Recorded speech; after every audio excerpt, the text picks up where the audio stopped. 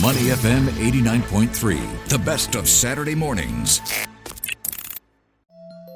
Saturday morning sit down. Singapore's smaller firms, the SMEs, are an important part of our business environment. Joining us now to talk more about it is Ang Yuit, the president of the Association of Small and Medium Enterprises, ASME. Thank you. It's a journey, and I'm very happy and looking forward to all the upcoming exciting times with newborn. Wow. Well, let me just jump in. You're the president of the Association of Small and Medium Enterprises. I'm guessing, do you have one of your own? Yes, I do. I have a small and medium enterprise, and we are in software development, and that's something I've been doing for quite a while. Okay, before we get into the nitty-gritty, I'm asking the question that every Singaporean is thinking right now. How do you have an SME and you're the president of ASME and you have 6 children? How is this done? I think that the important thing is that, you make sure you spend your time effectively, hour by hour, day by day. And, when you have so many accountabilities, it's very easy to run into a conversation in your own head that you don't have time for this, you don't have time for that. But really, it's about what you want to set your mind to doing and how you allocate your time to achieving that. Wonderful. And you tell us a little bit about ASME, the Association of Small and Medium Enterprises. And what exactly do you do and how do you do it? So, as an association, we started off almost 40 years ago, really trying to promote the small and medium enterprise scene. Over the years, we've found that the real purpose that we have for ourselves is representing the broad-based small and medium enterprises, and there are almost 200 over 1,000, right, all in, I think, for small and medium enterprises. And the challenge is that while there are sectorial SMEs, representation and associations, what makes us unique is that we are broad-based in looking at issues across the board. And if you look at some of the work that we've been doing, during COVID, we actually championed the fair tenancy framework. And I think that would be hard to do if we weren't looking at issues across the board, across multiple sectors, so that we could pick up macro issues that's happening. And right now, we are looking at championing issues around human capital, broad-based, AI and digitalization. And of course, a lot of us have been on the sustainability journey, and we are looking at how that can be applied to small and medium enterprises. This is wonderful. And before we get into it, Ang Yuit, just tell us briefly the value of SMEs in Singapore, because we talk about the big companies here, Meta is here, other massive companies are here. But tell us briefly about the priceless value of the small and medium enterprises in Singapore.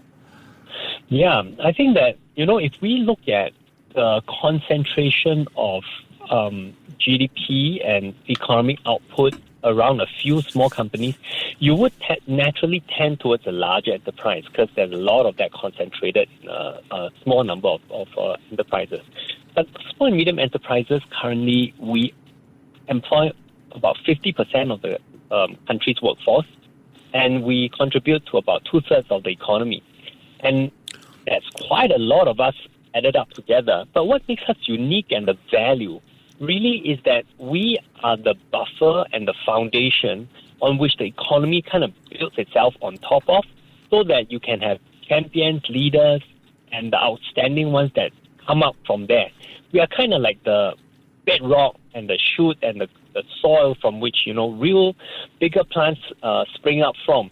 And I think it's really important that we keep watering the ground to make sure that we are always healthy, and we are always growing new ones and the new champions that represent us even bigger in the international scenes. And one more thing I wanted to add, in a lot of cases, the SMEs actually soak up a lot of the workforce.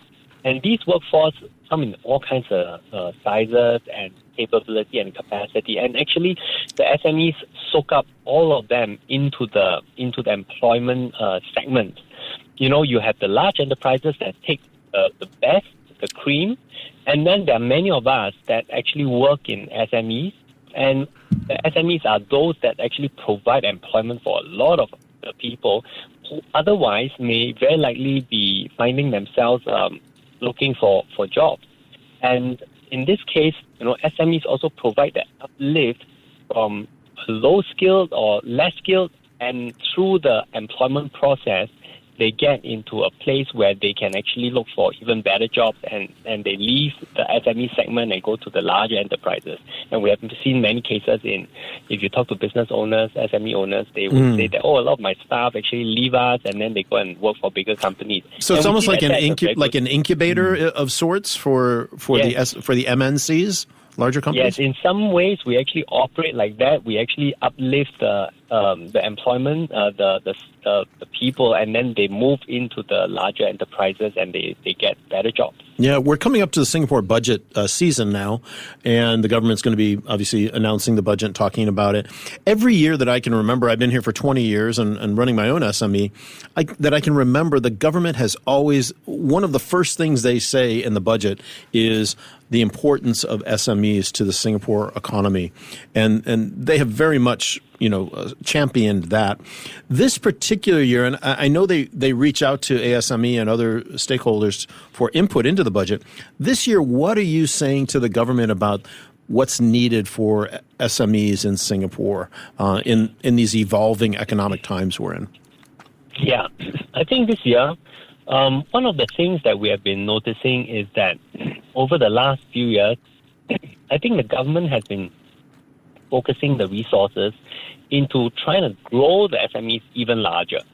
And that means that a lot of the resources has been focused on those that are more capable or the medium-sized businesses. And in this case, the small ones are left to with the existing funds and the grants that we see, which are down to about 50%, if you see mostly the government support and grants. Now, I think that what we are hoping with that is that we can actually get more support in certain areas that are critical in technology adoption, like in AI. Right now, most of the grants by default is at 50%. We are thinking that, for those that really would make a significant difference to the productivity of the business, like applying AI in their business, why not bring it up? The other area is really workforce transformation. I think we have been supporting a lot on Skills Future, on personal uplift and personal development. How about empowering businesses to support their staff in uplift and giving some funds to the businesses to allow their staff to actually get trained in areas that the business deems as business important, critical, and would make a difference to the output and productivity of the business. These are two broad areas that we think would really make a difference to the SMEs in the current day. This is fascinating stuff, Ang Yuit. So many things to talk about. One of the issues I hear, particularly in F&B, tourism, service sectors, time and time again, employee shortages. They need more workers, particularly foreign workers. But of course, foreign workers, migrants, a very sensitive topic.